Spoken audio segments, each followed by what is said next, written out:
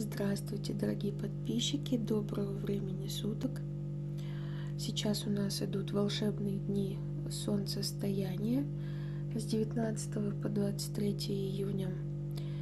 И хотела бы обсудить с вами 10 практик, которые нужно делать в эти волшебные дни. Первое. Зажигаем в доме свечи. Как можно больше свечей во всех комнатах. Так мы призываем энергию Солнца в наш дом и очищаемся от темной энергии. Второе. Печем блины, как символ Солнца. Угощаем родных и близких, а также кормим птичек. Через птичек таким образом мы кормим своих предков. Третье. Это почитание своих предков. Четвертое. Больше проводим времени с родными. Пятое. Ходить босиком. Шестое. В этот период давайте будем стараться избегать дурных мыслей, негативных пожеланий. А если почувствуете, что портится настроение, просто умойтесь. Если этого мало, омойте ступни ног, чтобы снять низкую и тяжелую энергетику с уровня тела. Седьмое.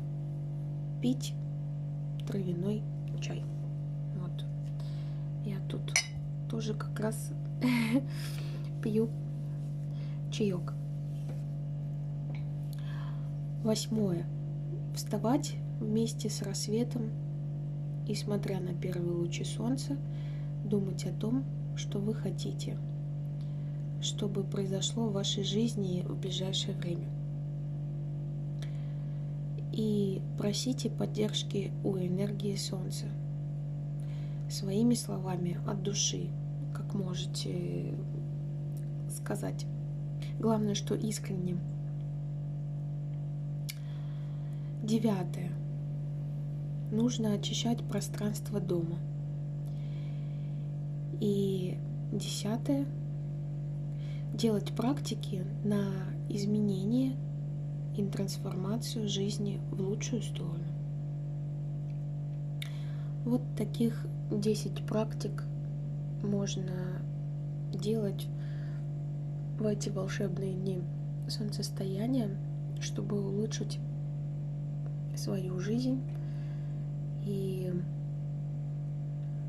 как можно благоприятнее прожить эти дни. Вот. Спасибо за просмотр. Желаю вам всего хорошего. Пишите комментарии.